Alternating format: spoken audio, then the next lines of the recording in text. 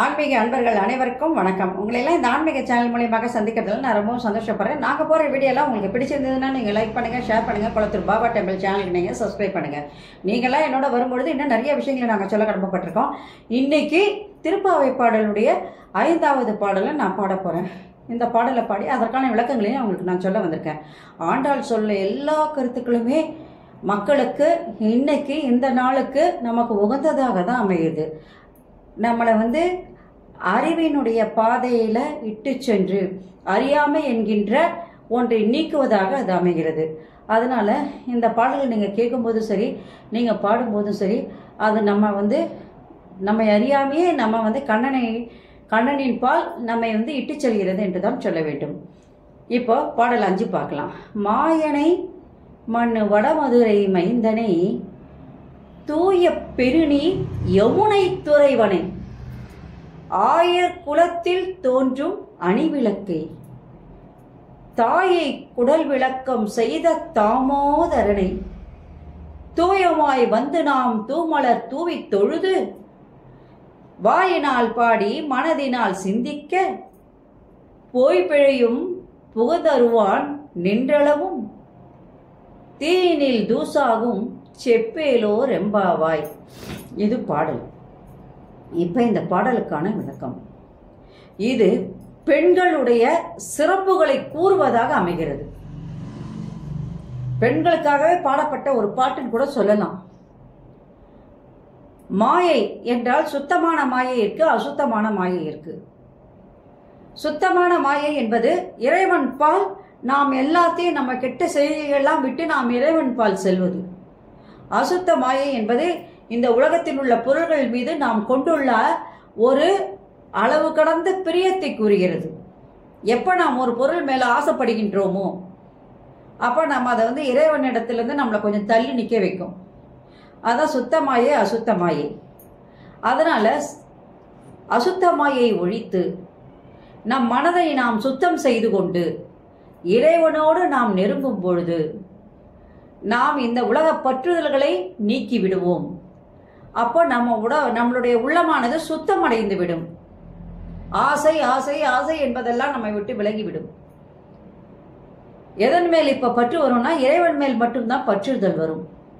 இறை ஒன்று உண்மையானது என்பதை புரிந்து கொள்ளுகின்ற ஆர்வமானது அங்கே ஏற்படும். அதனால் அழியும் பொருள்களை எல்லாம் விடுத்து அழியாத பொருள், என்றும் நிலைநிறுத்தக்கூடிய ஒரு பொருள், என்றும் நிலைத்து நிற்கக்கூடிய ஒரு பொருள் என்றால் அது இறைவன் ஒன்றுதான். அப்போ அந்த இறைவன் மேல் நாம் செலுத்துகின்ற அன்பானது நம்மை நல்ல பாதைக்கு தான் எடுத்து செல்லும். அதுதான் இந்த பாட்டினுடைய விளக்கத்தை சொல்லும் பொழுது அந்த யமுனை நதிக்கரை என்றாலே மிகவும் சிறப்பு வாய்ந்தது, அழகானது என்று சொல்லுகின்றோம். ஆனால் இந்த யமுனை நதிக்கரை கண்ணனால் சிறப்பு மிக்கது. காரணம் என்னவென்றால் கண்ணன் அங்கே ஓடி ஆடி விளையாடி பல லீலைகளை செய்திருக்கின்றான். அதனால் கண்ணனோடு அந்த யமுனை கரையானது தொடர்ந்து நம்ம பெருமை மிக்கதாகவும் சிறப்பு மிக்கதாகவும் நம்மளை நம்ம அந்த பாடலோடு நம்ம ஒன்று சேரும் பொழுது அந்த யமுனை நதிக்கரையில் இறைவன் செய்த அந்த லீலைகள் எல்லாம் நம் கண்முன்னே நிழலாடி கொண்டுதான் இருக்கிறது. இதை தான் அந்த ஆண்டாள் அழகாக இந்த பாடலிலே பாடுகின்றாள். யசோதை தேவகி ஒருத்தி மகனாய் பிறந்து ஓரிரவில் ஒருத்தி மகனாய் வளர்ந்துன்னு சொல்லுவாங்க. தேவகியின் வயிற்றில் பிறந்தான் கண்ணன். ஆனால் யசோதையால் தான் அவன் வளர்க்கப்பட்டான். அப்போ அந்த தாயினுடைய கருவறையானது எவ்வளவு புனிதமானது. வளர்த்தவளும் தாய்தான், பெற்றவளும் தாய்தான் என்கின்ற பட்சத்தில் அந்த தாயினுடைய சிறப்புகளை அங்கே கூறுகின்றாள். 10 மாதம் அந்த வயசுல அந்த தாய் அந்த குழந்தைய சுமக்கிறா அப்படின்னு சொன்னா அந்த வயிறு அந்த தாயினால் புனிதம் அடைகிறது. அந்த புனிதமான அந்த வயிற்றில் தான் அந்த குழந்தை பிறந்திருக்கு. அதே நேரத்தில் வளர்ப்பு என்பது ரொம்பவும் கடினம். அந்த வளர்க்குற பருவமானது குழந்தைகளை பார்த்து பார்த்து பார்த்து நம்ம வளர்க்கும் போது அந்த குழந்தைகள் என்ன பண்றாங்கன்னா தாய் தந்தையினுடைய பிம்பங்கள் தான் முதல்ல பார்க்கறது. அதனால தான் அவங்க அதை பிரகாரமே தான் அவங்க என்ன பண்ணுவாங்க, கொஞ்சம் கொஞ்சமாக வளர ஆரம்பிப்பாங்க. வீரங்கள் வரும், வெற்றிகள் வரும், அன்பு வரும், பாசம் வரும், அரவணைப்பு வரும். இவை எல்லாம் தாய் தந்தையர் மூலமாக தான் அவர்கள் கற்றுக்கொள்கிறார்கள். அதனால அந்த இருவரின் சிறப்புகள், தேவகி யசோதா இவர்களின் சிறப்புகளை அழகாக அந்த பாடலிலே சொல்லுகின்றாள். அந்த கருவறைக்கு முக்கியத்துவம் கொடுக்கின்றாள். பெண்கள் எவ்வாறு அந்த குழந்தைகளை வளர்க்க பாடுபடுகின்றார்கள், எவ்வளவு கஷ்டப்படுறாங்க அப்படிங்கிறதெல்லாம் அழகாக அந்த பாட்டில் ஒரு வரியில் அந்த அம்மா சொல்லிட்டாங்க.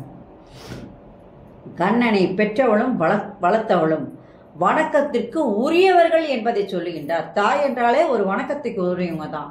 அதிலும் இறைவனை பெற்ற வயிறும் இறைவனை வளர்த்தவரும் இறந்த தாய்களுமே நமக்கு வணக்கத்திற்கு உரியவர்கள் தான் என்பதை பாடலிலே விளக்குகின்றார்.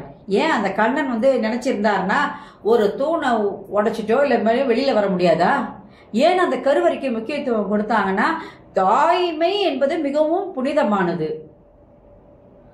ஒரு தாய் தன்னுடைய குழந்தை பிறப்புக்காக அந்த தாயை வயிற்றுல சுமக்கிறா அப்படின்னு சொன்னா அவளுக்கு இரண்டாவது பிறவி என்று கூட அதை சொல்லலாம். அதனால அந்த கருவறை என்பது மிகவும் புனிதமானது அப்படின்னு சொல்லும் போது அவங்க 2 பேருமே வணக்கத்திற்கு உரியவர்கள் என்பதை அந்த பாடலில் விளக்குகின்றாள். முதல்ல மாமியார் 2 பேருக்குமே அந்த அம்மா என்ன பண்ணாங்க, வணக்கத்தை தெரிவிச்சுக்கிறாங்க அந்த ஒரு லைன்ல. அத்தகைய இறைவனாகிய கண்ணனை நாம் என்ன பண்ணணும், மனதார நினைத்து வாயார பாடி கையெடுத்து தொழுது வணங்க வேண்டும் என்கின்றாள். அப்போ நமக்கு என்ன ஆகும்னா, உடல் தூய்மை நீரினால் அமைவது போல இந்த உள்ள தூய்மையானது அந்த கண்ணன் மேல் நாம் கொண்ட அன்பினால் அமைகிறது என்பதை சொல்லி, கண்ணனை பூஜிக்கும் போது நமக்கு அந்த இறைவனாவனவன் அருள் புரிவான் என்று ஆண்டாள் அந்த அழகாக ஆண்டாள் நாச்சியார் நமக்கு அழகாக தெரிவித்துக் கொண்டிருக்கின்றார். இது பாடலுடைய விளக்கம். இப்ப பாடலுடைய சிறப்புன்னு பார்த்தீங்கன்னா, என்றும் நிலையாக இருப்பவன் அந்த கண்ணன். நேற்று இன்று நாளை என்று சொல்வது போல நாமெல்லாம் அழியக்கூடிய ஒரு பிம்பங்கள். ஆனால் அது அழியாத ஒன்றுன்னு சொன்னால் அந்த கண்ணனுடைய உருவம் ஒன்றுதான். அதனால அவனை நாம் அடிபணிந்தால், அவனை நாம் தூய்மையான மனதோடு நாம் நெருங்கினால், பக்தியால் நாம் அந்த இறைவனை கண்டிப்பாக உணர முடியும் என்பதையும், வடமதுரை யமுனை நதியானது கண்ணனால் என்றுமே பெருமையோடு பேசப்படுகின்ற ஒரு நதியாக அங்கே மாறிவிடுகிறது என்பதையும், தேவிகை யசோதை இருவரும் கண்ணனை பெற்றவர் வளர்த்தவர் என்கின்ற காரணத்தினால் இருவருமே கண்ணனுக்கு தாயாக தான் இருக்கின்றார்கள். அவர்களுடைய சிறப்பு கண்ணனை இந்த உலகத்தில் என்ன பண்ணுது, நமக்கு கொண்டு வந்தது அந்த தாயும் அந்த வளர்ப்பு தாயும் தான். 2 பேர் சேர்ந்து தான் அந்த கடவுளை வளர்த்தி கொண்டு வராங்க.